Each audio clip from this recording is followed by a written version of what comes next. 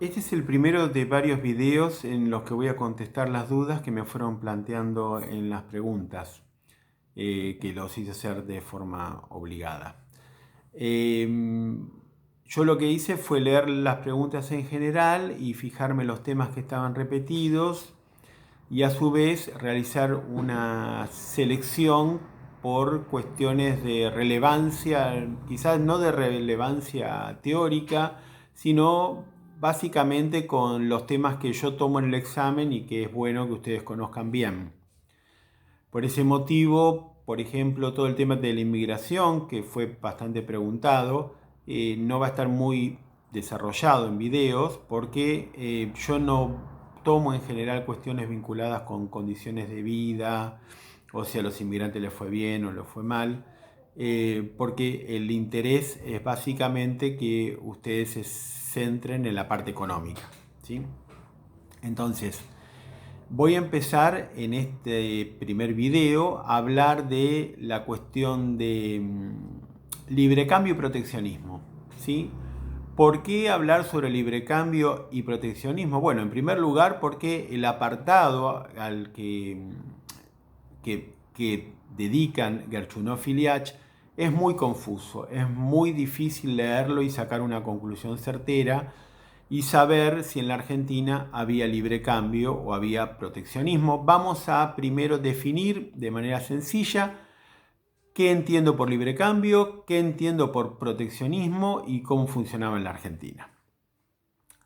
El libre cambio es la política aduanera que consiste en permitir la entrada de los productos importados sin ponerle trabas o limitaciones en el sentido de fijar aranceles elevados, fijar cuotas a la importación, prohibir la importación de ciertos productos.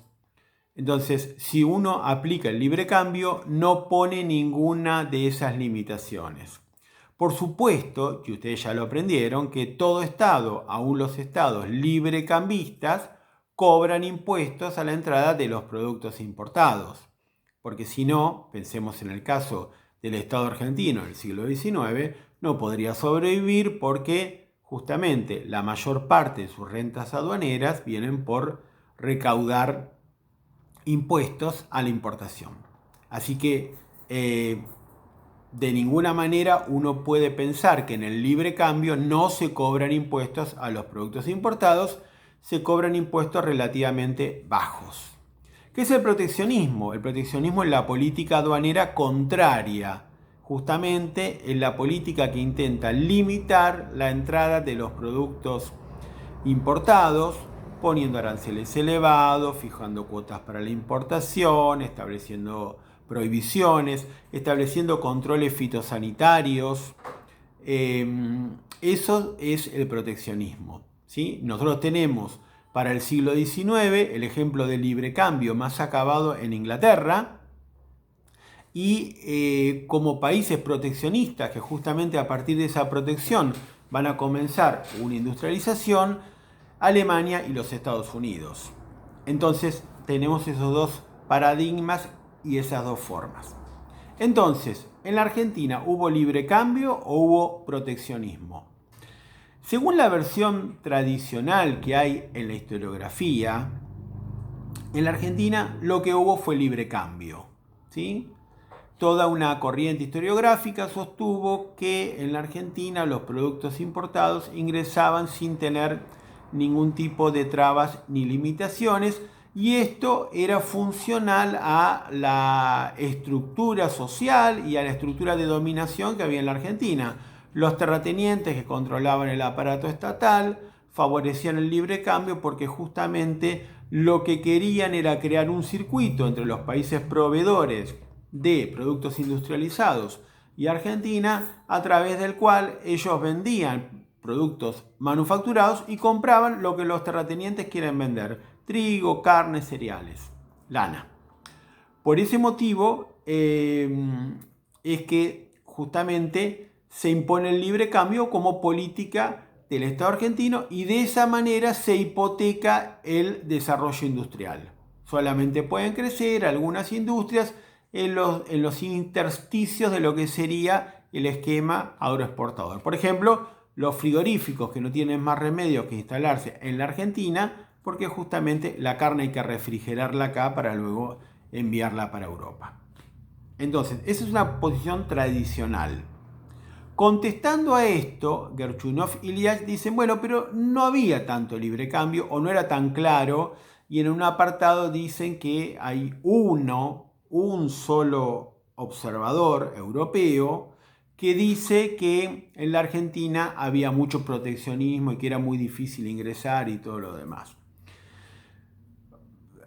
Realmente fijar una posición historiográfica por una persona que dice que en la Argentina había proteccionismo es arbitrario. De todas maneras, toda esa redacción es lo suficientemente confusa para que ustedes no sepan, ¿hubo libre cambio o hubo proteccionismo? Lo que sí les dejo en claro es que Gerchunov y Iliach le están contestando a los que dicen que en la Argentina hubo libre cambio y dicen no fue tan así. Entonces, ¿en qué se coincide?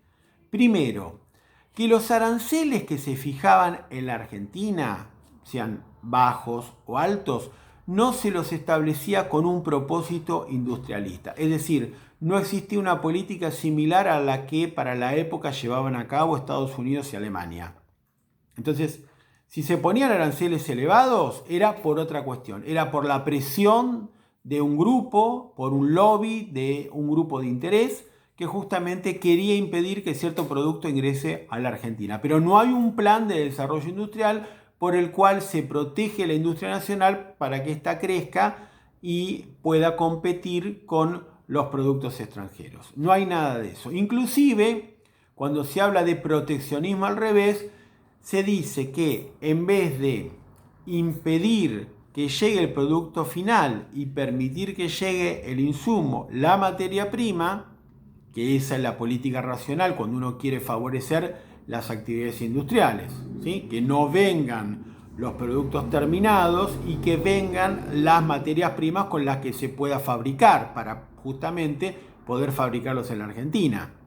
Entonces, dice, el proteccionismo fue al revés. Muchas veces se prohibía que ingresara la materia prima y se permitía que ingresara el producto terminado, con lo cual era imposible competir. No hay una política aduanera muy estructurada. Vamos a ver en el capítulo 2 todo el tema de aforos y aranceles, lo que hacía que todo fuera aún más anárquico. Por ese motivo, el crecimiento industrial que hay en la Argentina es un crecimiento que no parte de una política deliberada del Estado, sino que es el resultado de complementar lo que necesita el esquema agroexportador y también en muchos casos es el resultado de presiones de ciertos lobbies particulares. En muchos casos terratenientes y en muchos casos los terratenientes están lo que se llama plurimplantados, que quiere decir que no eran solo terratenientes y que muchas veces tenían otras actividades.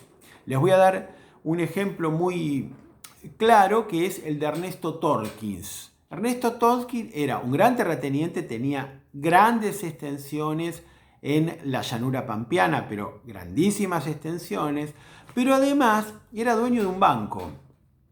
Y además de eso, era el que se encargaba de vender en la Argentina y en América Latina en general los cañones Krupp que se fabricaban en Alemania. Y además de eso tenía una empresa metalúrgica, Tamet. Y además de eso tenía ingenios azucareros en Tucumán. Además de eso tenía una refinería de azúcar en Rosario. Y además, para completar, si no se marearon, se dedicaba a la pesca, o caza mejor dicho, de la ballena en una concesión que estaba en las Islas Sandwich del Sur. Entonces, vemos que los terratenientes no todos se dedican únicamente a un sector y que justamente por eso la industria crece mezclada con los propios intereses y por eso no está definido cuál es el interés que tiene propiamente la industria. Y de esa manera, la política que hace el Estado Nacional no favorece a la industria, aunque eso no impida que crezcan las actividades industriales. Si yo les preguntara, entre 1880 y 1914, ¿había industria en la Argentina? Ustedes tienen que responder sí. Tendrían que decir dependiente, subordinada, limitada, pero existía. ¿Sí? Bueno, esto un poco como para resolver el tema libre cambio y proteccionismo que tanto les ha preocupado, y prometo nuevos videos para responder a otras dudas.